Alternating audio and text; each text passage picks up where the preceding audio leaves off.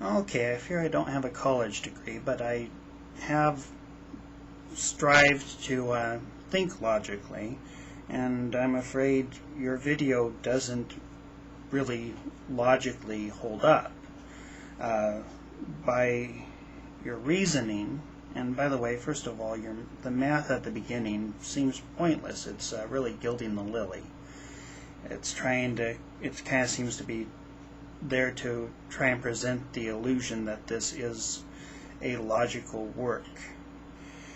The thing is your reasoning is pretty much that life has always come from life, and if you go back far enough, life will always come from life, and since there had to be a beginning, life had to come from a source of life that is eternal, ultimate into the infinite regress.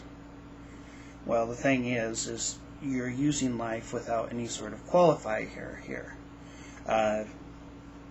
Our inductive reasoning would be to assume that life came from our life is biological in nature, and that our life came from biological life, and if you go back far enough, it'll always be biological life. And if there had to be a beginning, which is not necessarily something that through purely inductive reasoning you would assume, the fact that there had to be a beginning to life as we know it is a matter of deductive reasoning, that we have looked at the universe and seen that the Earth had its origin in a star, and at some point along the way in the formation of the Earth, life wouldn't have been able to live here.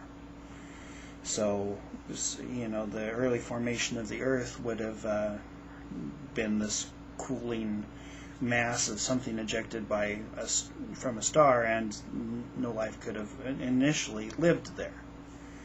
So we can deduce that life on the planet had to have an origin somewhere along the way, that at some point life wasn't here, and then at some point life was here. Now you're saying life could have only come from life, but not clarifying what the hell you mean by life. Well, we know that life at some point actually did have to come from something other than what we understand to be life, which is life like ourselves, biological life. You, however, just pretty much cascade over the whole issue of biological life and just use the term life without any sort of definition to it. Ultimately, I assume the life you're referring to is a supernatural spirit life. The thing is we don't have any logical reason to believe that such a thing exists. Once there's a need for it, once there's evidence for it, then we can incorporate it into our theses. But the thing is in pretty much skating over the whole issue, you're saying that ultimately we had to come from something like us, except what you're saying is like us is not really like us at all. What you're saying we came from was something that is not biological, something that is simply life.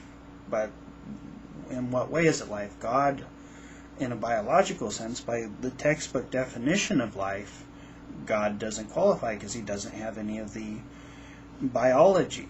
He doesn't have anything that in a scientific sense we call life. So you're pretty much not using life in an English sense. You're just using the word as you see fit. So there's no real reason to assume that we came from something entirely unlike us by your reasoning. By your reasoning, we could actually apply it to the universe at large. We could say that in our experience, life has only come from the physical processes of the universe, that it has only ever been entirely in keeping with the physics of the universe. That when my parents had sex, there's no need to assume that the sperm was teleported to the egg and fused through divine will. That as far as we can determine in our study of the universe, everything that happens in the universe everything that happens in our biological sphere happens according to biological laws and physical laws, chemical laws, physics. So there's no need to assume. There's never been any case in which we have seen our biology operate according to supernatural laws. Not that's ever been documented, not that's ever in any sort of way convincing.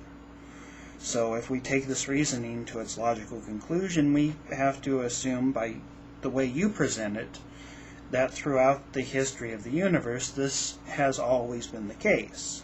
There's no reason to assume that this has ever not been the case. So however we got here is entirely in keeping with the physical laws of the universe in some sense. While our biology may not have a biological source, ultimately it has to have had a chemical source, a physical source, a source in the laws of physics.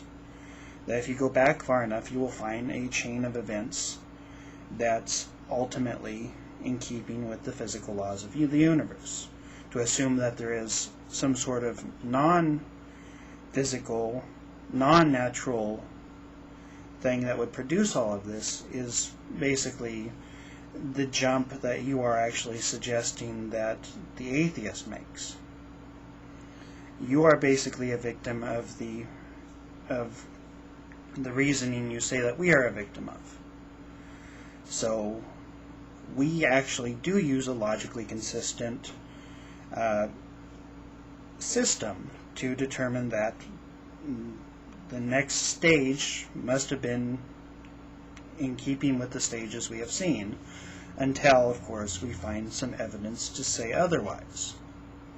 So in deducing that, if we didn't have a biological source at some point, we had to have a chemical source, this is in keeping with our experience of the universe.